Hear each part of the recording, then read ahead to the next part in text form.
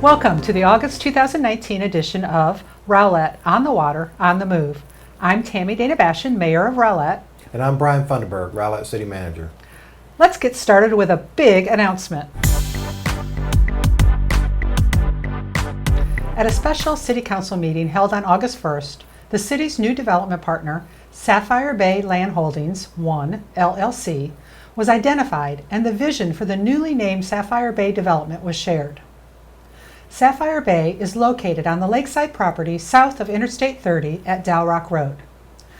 The city and Sapphire Bay Land Holdings 1, LLC, closed on the purchase of this property.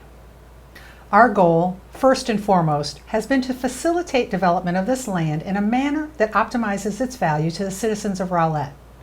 And we have. Sapphire Bay absolutely accomplishes this goal.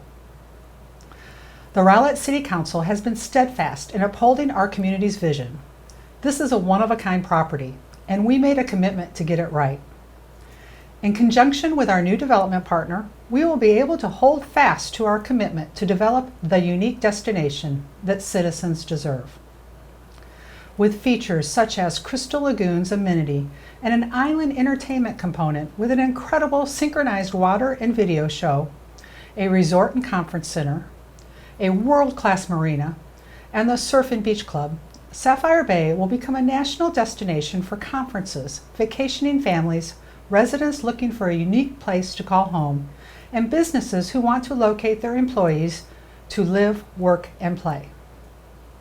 Sapphire Bay will help grow the city's economy through diversification of jobs, housing, tourism, and business opportunities. Sapphire Bay will optimize Rowlett's location on Lake Ray Hubbard and create a distinctive identity while providing amenities long desired by our residents. We are so thrilled to see our community's vision coming to life. So Brian, we've worked really hard and long, a lot of people involved, and we're finally here. We're finally here, Mayor, and you know, it's incredible after 2 years of this journey, all the meetings, all the details we had to work out. It's just an incredible product that we're going to be able to showcase for our community for a long time to come. And this is a long-term development. Yep. Anything $1 billion in investment takes a while, so we want our residents to understand that. But we absolutely believe that we will start digging ground very soon. That's right, Mayor. They have already submitted their earthwork permit, and they anticipate within 30 days they'll actually be on site moving dirt. I think that's incredible. The other thing I just want to emphasize, because I want to just make sure the public understands that, you know, the city council was so steadfast in making sure that our original vision came to life. And not only are we getting that Crystal Lagoon and the entertainment features and the recreational venues and all the other things that we're going to get, there are some new features in there that are pretty special, and I think our public is really going to like that. On August 6th, I had a chance to present the proposed budget for fiscal year 2020 to the Rowlett City Council. This proposal represents many hours of research, analysis, planning, and listening. Even though the City of Rowlett's fiscal year doesn't begin until October 1, the city began the annual budget preparation process last spring. This process includes opportunities for resident participation and culminates with the adoption of a final budget in mid-September. The fiscal year 2020 proposed budget and the approved budgets from previous years can be found on the city's website at rowlett.com. There will be 2 formal public hearings on the proposed budget and the tax rate on August 20th and September 3rd during the regularly scheduled council meeting. City Council will also take a deep dive into the budget with workshops on August 13th and August 27th. Those workshops are open to the public as well. Let's watch the video highlights of this year's budget. Rowlett has been ranked as the 8th fastest growing city in America by the U.S. Census Bureau, making it an exciting time to live in Rowlett. Oh yeah! But as our city grows, so do the demands of public safety, transportation, infrastructure, and providing quality public services. Guided by the city's strategic plan, the proposed budget takes into account available resources and allocates revenues to the highest strategic priorities. Here's a quick breakdown of what this year's proposed budget looks like. A little more than 86% of our general operating revenue comes from taxes that include property, sales, and franchise taxes. The other money comes from revenues from licenses, permits, and fines. From every tax dollar paid, just over a quarter goes to the city of Rowlett, and about half of the entire bill goes to the school district. For fiscal year 2020, the total proposed budget is $142.3 million. In 2020, residents will pay approximately $1,514 in city taxes on a home with a taxable value of $200,000. That's only $4.15 per day for every city service you count on. Services like police, fire, parks and recreation, public works, the public library, the animal shelter, streets and infrastructure, just to name a few. You'll get all these services for a little less than the price of a Starbucks coffee, and far less than the everyday cost of items like your cable, electricity, or even a movie. One of the most exciting items in the proposed budget is a reduction in the water bill. The city will be able to lower the water bill by $3.16 per month for the average residential customer. That's equivalent to 2 cents on the property tax rate. The proposed budget also adds 11.25 additional city staff members, including 5 additional police officers to combat increasing response times on Priority 1 calls.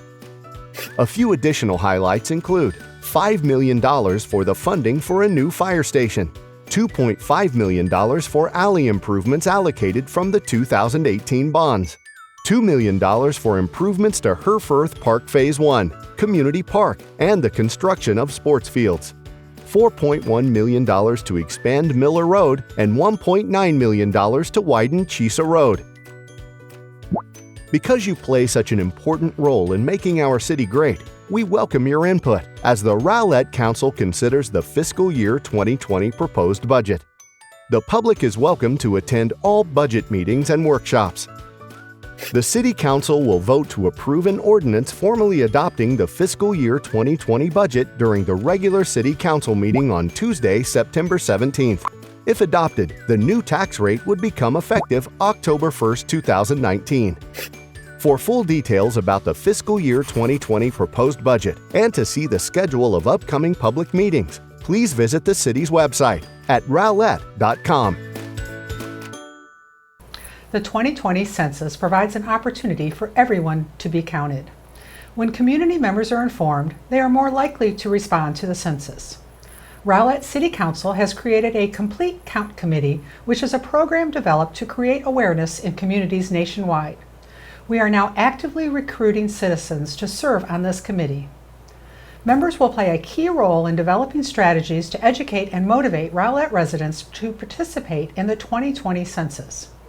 Please contact Assistant City Manager Mark McAvoy at mmcavoy@rowlett.com or 972-463-3919 for information and to apply.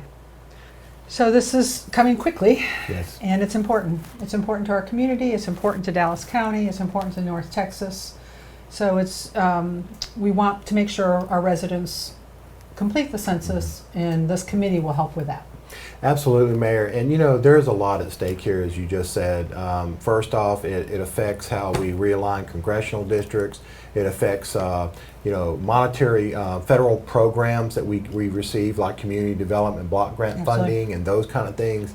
It's just really important to get the vote out, and we want our citizens to tune into it and to participate. So if you're interested, please contact Mark McAvoy. We're excited to announce that Rowlett has been recognized as a 2019 Certified Scenic City Award recipient at the gold level. The Scenic City Certification Program recognizes cities for their demonstrated commitment to high-quality scenic standards for public roadways and public spaces.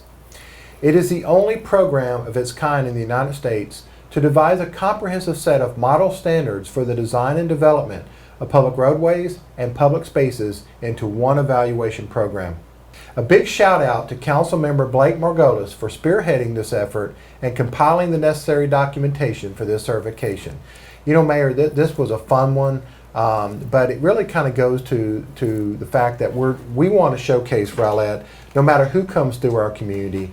And you have to stay focused on those kind of things in our medians and when people come through Rowlett, the trees, you have to pay attention to all of it. And you have to have standards in place, and you have to meet those standards. And this recognition is important. It's about beautification of our community, and that's very important that we have those standards and that we're able to be recognized for those. Again, we want to thank Blake Margolis. Thank you so much, sir.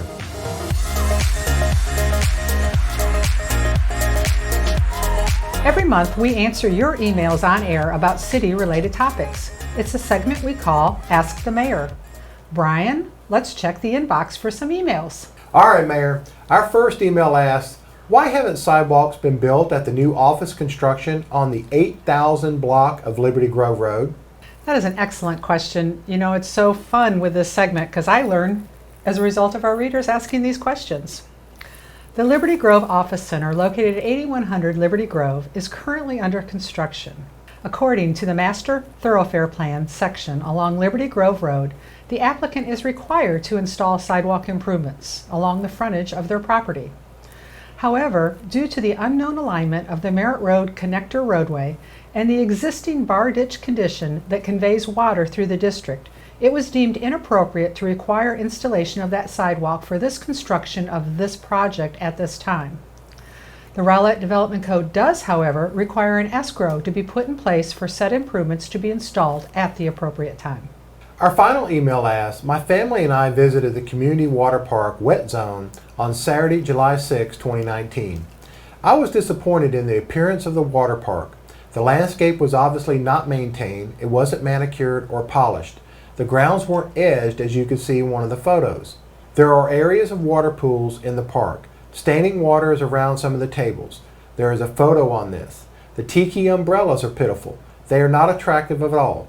Why are they not replaced annually? Is there a budget for this? How can the city promote this park as an attraction when the park is in this poor condition? I realize the water park has been around for some years, but it just looks neglected.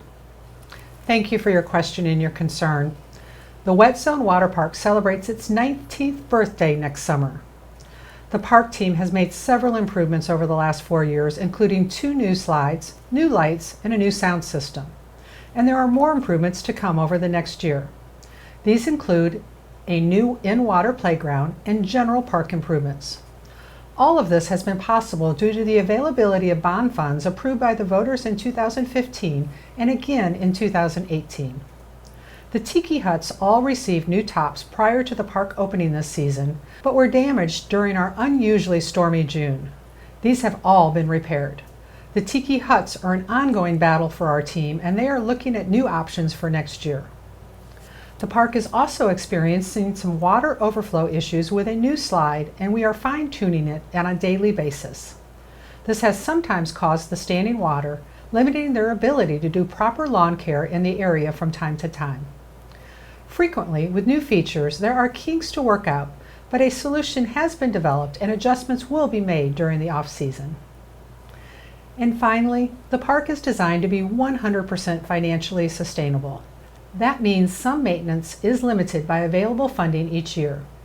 The approved bond funding is helping address these issues, but it is a process and it does take time to make the improvements. Anytime you have a bad experience at the park, the best solution is to contact park staff to ensure the issue is addressed immediately.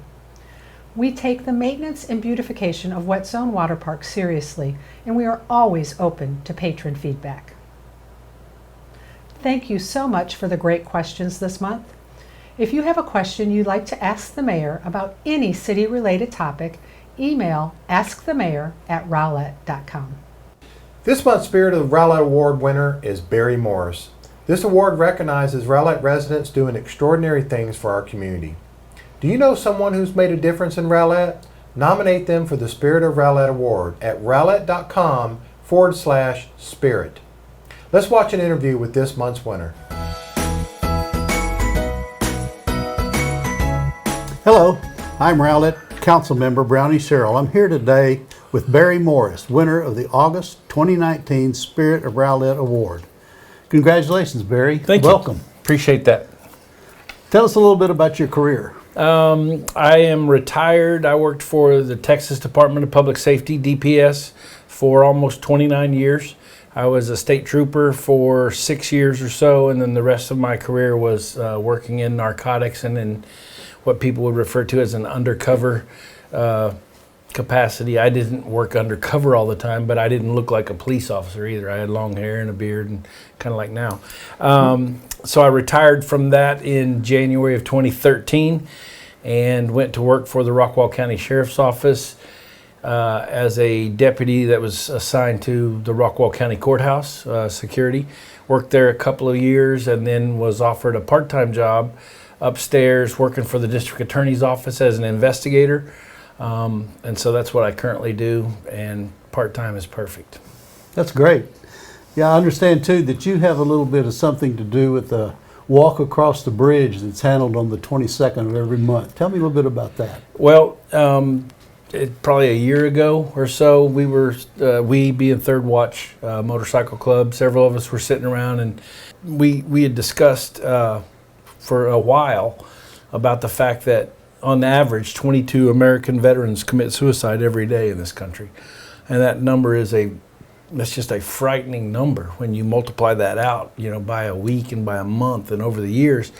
And so I said, hey, why don't we do something on the 22nd of each month, playing off, because there is an organization called 22 Kills, and that's in reference to the 22 service people that I spoke about that kill themselves every day. And so I said, why don't we walk across the bridge? It's 2 miles across the bridge, and if we did that on the 22nd of every month, that we could symbolically walk at least 22 miles.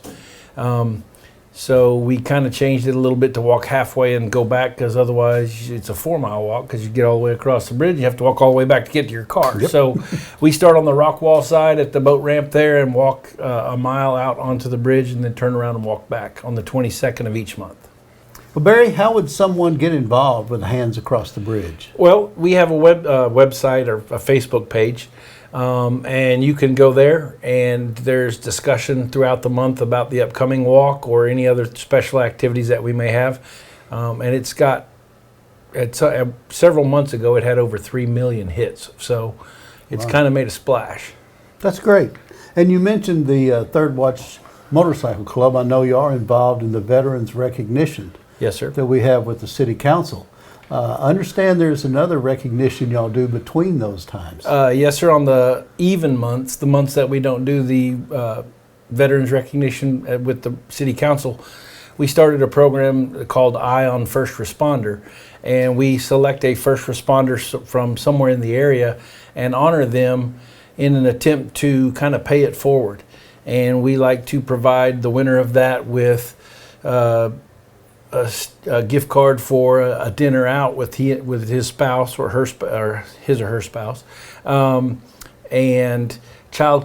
money for child care, a couple of tickets to the movies, a massage, and some other gift cards that area businesses have started to throw in and add to the basket, so to speak. Well, Barry, it's pretty plain to see why you are the Rowlett Spirit of Rowlett Award winner. Oh, thank you. With everything you do, and we really appreciate you coming by, and we appreciate all you do. I appreciate you having me. Thank you.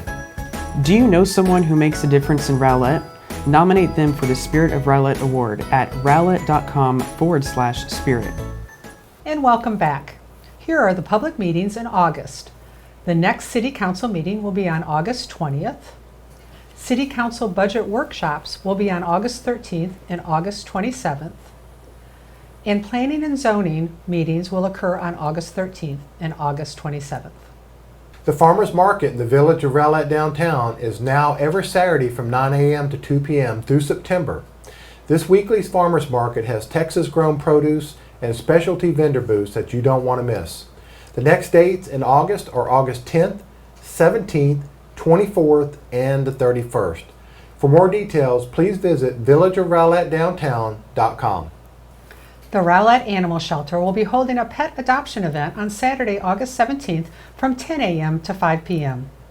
Come find your new best friend and help the Rowlett Animal Shelter maintain its current live release rate of 99%. This rate is well above the national average of 30%. All adoptable pets are current on their vaccinations and are already spayed or neutered. saving you time and expense. Please feel free to stop by the shelter at 4402 Industrial or call 972-412-6219 to speak with a staff member regarding any animal-related questions you may have. And don't miss your chance to visit the Wet Zone Water Park before the end of the season. The Wet Zone closes for the summer on August 25th. Buy one, get one free days are Wednesday, August 7th, Thursday, August 8th, and Friday, August 9th. The 2019 Pooch Plunge will be held on Sunday, August 25th from 4 p.m. to 7 p.m. It's time to let the dogs out once again. The cost is $10 per dog and humans get in free.